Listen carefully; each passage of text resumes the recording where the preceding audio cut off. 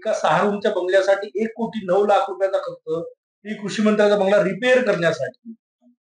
नाही, जो आरोप झालाय तो बघावा लागेल आणि त्यामध्ये जे काही परवानगी घेतल्या आहे का नाही घेतल्या आहे का, सार्वजनिक बांधकाम विभागाचे एक्झिक्युटिव्ह इंजिनियरचे अधिकार किती आहेत, त्यांनी का वापरले, टेक्निकल सांगते घेतलं का, ऍडमिनिस्ट्रेटिव्ह अप्रुव्हल कोणाचं होतं.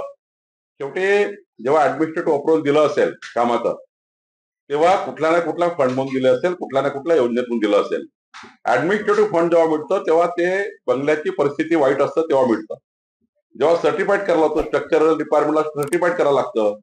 जसं मलबारीचे काही बंगले आहेत, रामटेक बंगला आहे, पूर्ण सडून गेलाय. अनेक बंगले असे आहेत जे 60-60 वर्षापासून 70-70 वर्षापासून बंगले आहेत, त्याला पूर्ण पाडून बनवले, मोठे हायराईज बिल्डिंग बनवावं लागतील. त्यामुळे जे बंगले जुने झालेले आहेत, मंत्रालयासमोर ती रांग पूर्ण कुणी गेलं राहिला तर ती पुन्हा पुन्हा त्याचं रांगरंगोटी करावं लागतं. आता परिस्थिती अशी झाली आहे की हे जुने स्ट्रक्चर जे आहे त्यांना किती रांगरंगोटी केली, किती खर्च केले तर ते तसेच 1 वर्षाने होऊन जातात. आणि त्यामुळे एकंदरीत नागपूरमध्ये एक टावर तयार करून IS-IPS करता एक टावर प्रस्तावित केला आहे आणि येणाऱ्या मंत्र्याकरता एक टावर, म्हणजे रवी भवन मध्ये वारंवार पैसे खर्च करण्यापेक्षा 1-2 टावर नागपूरमध्ये करायचे, उंच हायराईज टावर करायचे. MLA हॉस्टेलसाठी सुद्धा आमचा विचार आहे की सर्व बांधकाम जे काही आहे त्याचं सर्व स्ट्रक्चरल ऑडिट करून ते बांधकाम जर योग्य नसेल तिथेही टावर तयार करायचे MLA हॉस्टेलचे.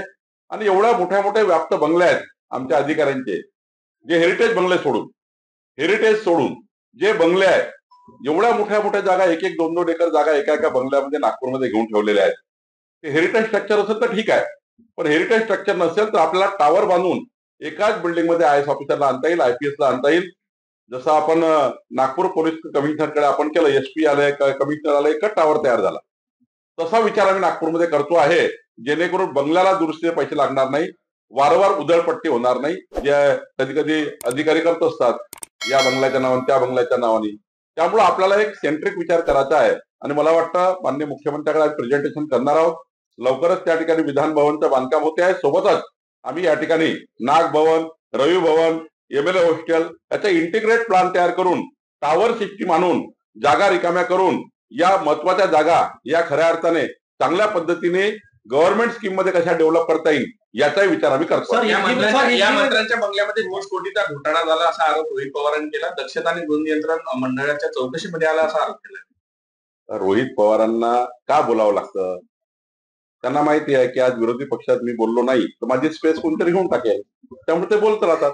या आठवड्यामध्ये निवडणुका जाहीर होण्याची शक्यता आहे. मतदार याद्यामध्ये गडबड आहे, अशा पार्श्वभूमीवर निवडणुका होण्याची मी वारंवार सांगतो ही यादी कुठली आहे?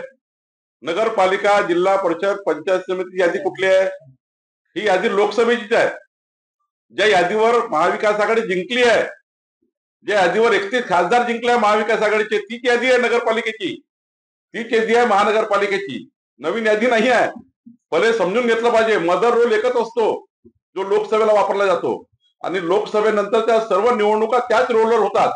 आणि त्यामुळे नवीन यादी नाही आहे. ते जिंकले म्हणून यादी बरोबर नव्हती, हारले म्हणून यादी चुकली आहे.